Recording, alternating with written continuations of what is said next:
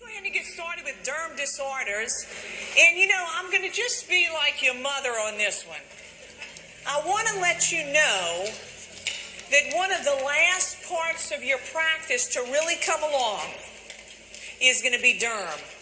It really is. It's one of the last parts of your practice to really mature. It's going to be a while, maybe 2 or 3 years before you go into an exam room and with confidence you can nail almost any derm problem in that room. It just takes a while. So here's my motherly advice to you. I want you to be patient with yourself. Be patient. It's going to come along. All right? Now, how come derm takes so long to come along? It takes so long to come along because even when you learn the classic description of whatever condition it is, when the patient comes in, it never looks like that. And why doesn't it? It doesn't because people have put all kind of stuff on it. And it changes that classic appearance. And so, be patient with yourself, it'll come along. Here's what we're going to talk about. We're going to talk about skin infections. And the reason this little guy has a raincoat on is because I want you to think of your skin like a big raincoat. As long as your skin is intact, it's going to protect who's ever wearing it.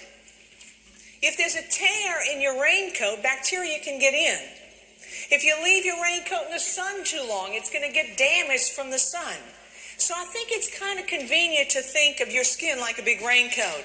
And if you get a tear in your raincoat, you'll probably end up with a bacterial skin infection. Sometimes there's some systemic things where the manifestations of them are overwhelmingly on the skin.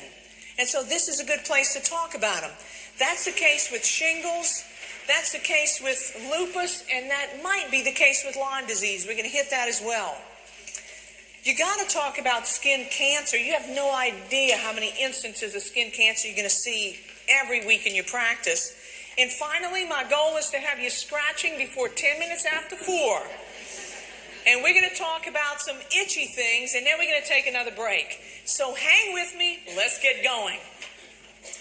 You can look at a rash and know exactly what it is. Oh, that's poison ivy. Oh, that's shingles. And when you get to your EMR, you're stuck. Like, how do I write this?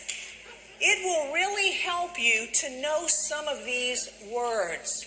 Because knowing some of these words will help you when you write and you describe it in your EMR. So I'm not going to go through them with you. But I want you to have these words as just part of your vocabulary. Some are solid. That's like a nodule or a papule or a plaque. Some are filled with fluid. That's like a bulla or maybe a vesicle. So make these part of your vocabulary and you'll feel a whole lot better when you document about the rash that you just saw. So let's talk about bacterial infections of the skin. Impetigo, huh? Impetigo. Honey-colored crusting is the key finding in a patient who's got impetigo. Now, got a couple of questions for you. Here's the first one. Is this most appropriately treated with an oral or a topical agent? And the answer is a topical agent, and here's why. Impetigo is a superficial infection of the skin. And anytime you have a superficial infection of the skin, it is best treated with a topical agent. If it spans a large area, we might use an oral agent simply for financial reasons, right? So superficial infections get treated with topical agents. Look at this question. What is a deep form of impetigo that causes erosions into the dermis? It's not impetigo, it's called eczema. Eczema is what happens when impetigo is there for a while and it begins to affect the lower layers of the skin. That's your clue. Affect the dermis, the lower layers of the skin. How is that most appropriately treated? is treated with an oral agent. So we only use topicals for superficial infections.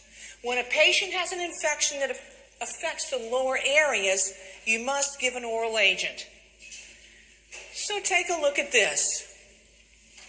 If I asked you what's your diagnosis, I'm pretty sure you would look at it and say, oh, Amelie, that's cellulitis. Exactly. And if I asked you which leg had cellulitis, you'd say, Amelie, it's the end of the day, I'm not sure.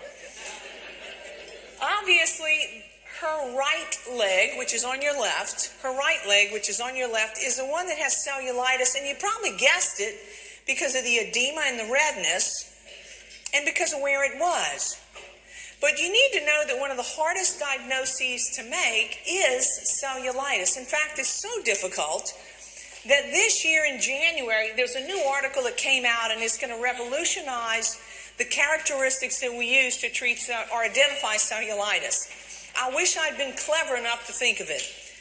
But look at cellulitis. A history of cellulitis makes something on the skin more likely to be cellulitis. The E of cellulitis should think of with edema. L, local warmth. Lymphangitis, what is that? It's an inflammation of the lymphatic vessels in the area where the cellulitis is. If it's cellulitis, you should see it unilaterally and not bilaterally. The L stands for leukocytes. That reminds you it's an infection. The I of cellulitis is injury. Why is that important? Because as long as your skin is intact, bugs can't get in. When a patient has cellulitis, we rarely see the break or tear in the raincoat, but you know it happened. That's how the bugs got under the skin and caused cellulitis.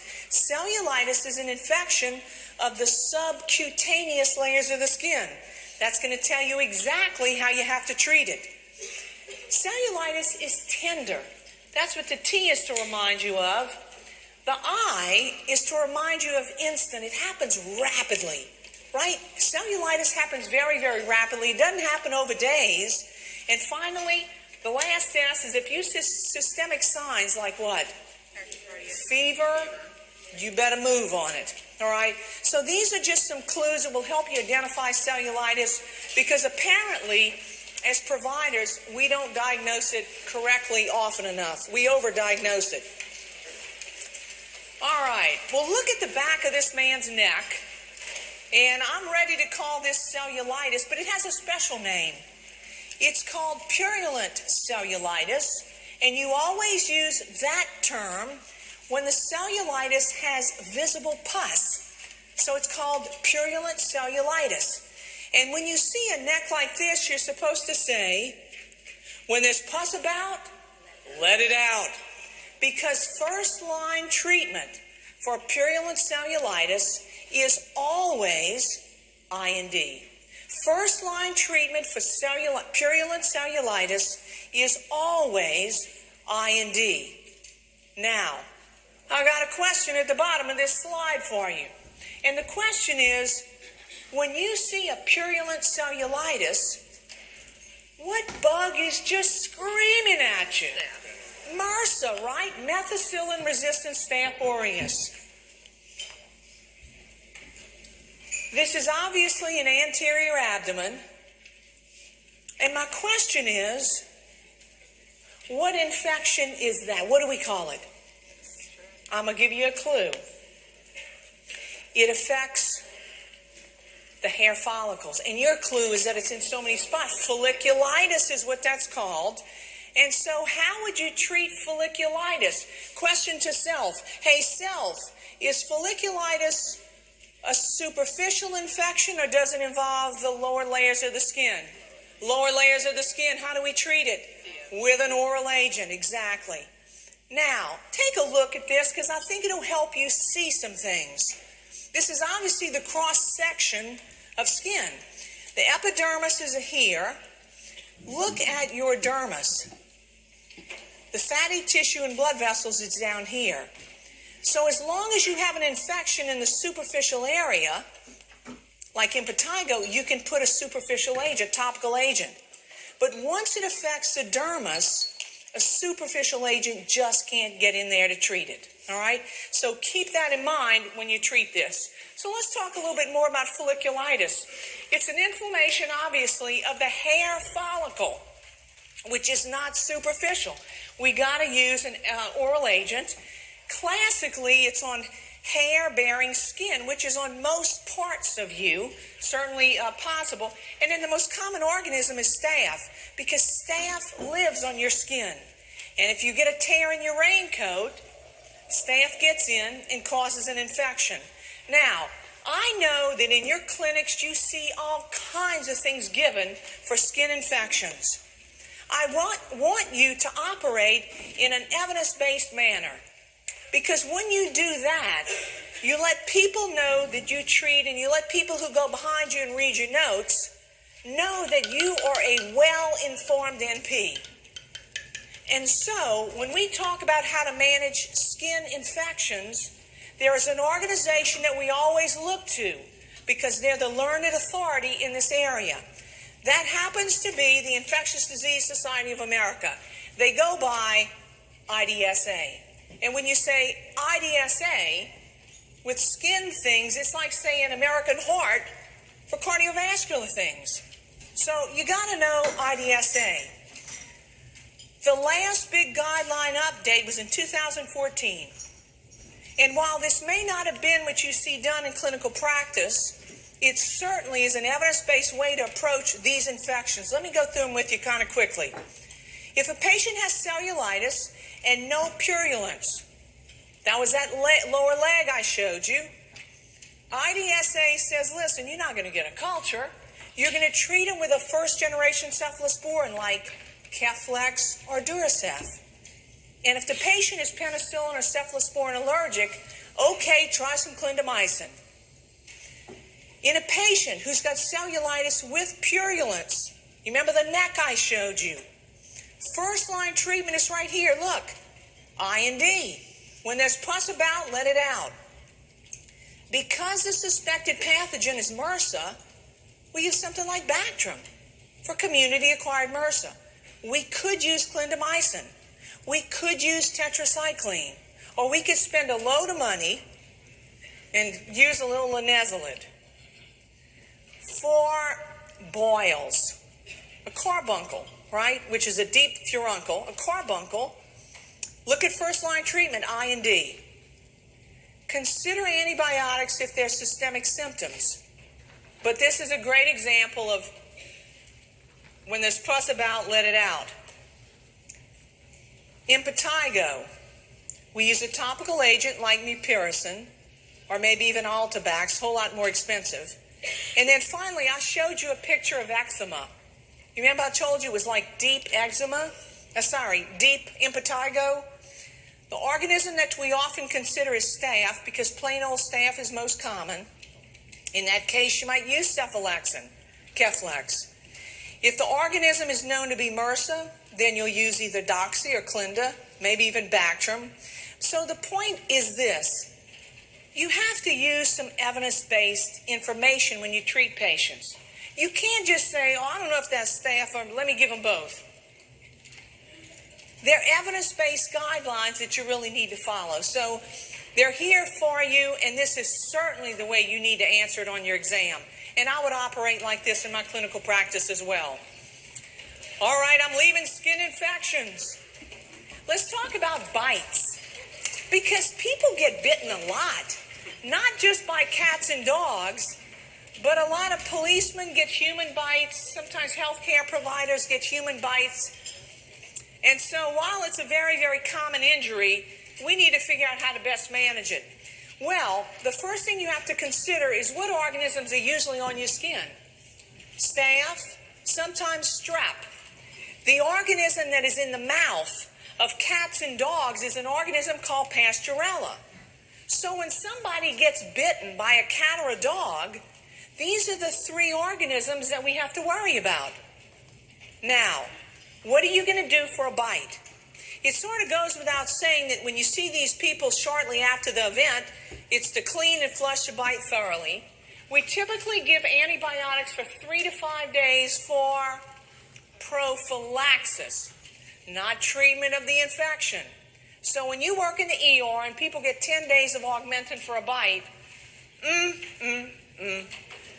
didn't keep up with the guidelines. What else you been reading? Comic books, because you don't know what the evidence-based guidelines are. So there you go, 3 to 5 days for prophylaxis. Y'all got it? All right. What about tetanus prophylaxis? Yes, if they haven't had something within the last 10 years. Last point with bites. When bites occur on the hand, maybe even the foot, tendons and ligaments are right on the other side of the skin. If what bit that patient, especially was a cat or something with sharp pointed teeth, you better examine the hand in 2 positions. Leave their hand like this, because this is usually how they come in. Make them make a fist. That checks the flexor tendons, and then make them open it up. That checks for intactness of the extensor tendons. You got to make sure you do that and document it. All right, so there you go. So let's go back to a cat bite. Which antibiotic is preferred prophylaxis for a cat bite? And I want to know how many days you might give it. Well, now you got it. For cat bites, what do we usually give? Augmentin. I heard somebody say Augmentin. Yeah, circle number 3. Let me ask you something. We might give Augmentin 3 to 5 days, but what would you give if the patient was pen allergic? IDSA guidelines say, listen, give doxycycline, circle number 2, if you couldn't give penicillin. Everybody on it? Y'all with me? All right. There's something that you've learned about bites. And what you learned about bites is that you never suture a bite. Hold on to that thought. Look at your patient. A patient was bitten on the face by a dog, and a 4.5 centimeter gaping facial wound has occurred. How might this be managed? It's a select all that apply. Well, certainly you know you got to irrigate it. Number 2 says cautious debridement. If there's something that's hanging on without evidence of life, yeah, you'll debride it. Number 3 says preemptive antibiotics. You're going to circle that one. Number 4 says wound closure. With a facial wound, we close it. It's an exception to the rule of not suturing a dirty bite. All right? It's an exception to the rule. So wound closure, would I do that? Nope, I'm calling plastics because they don't pay me enough to do that. We don't leave facial wounds open. Why not? Because they make a terrible scar. That's why it's an exception to the rule. Look at number 6, tetanus prophylaxis if needed and rabies prophylaxis if needed. So I think I'd circle all of them except number 5. Everybody got it? All right, so now you know how to handle bites.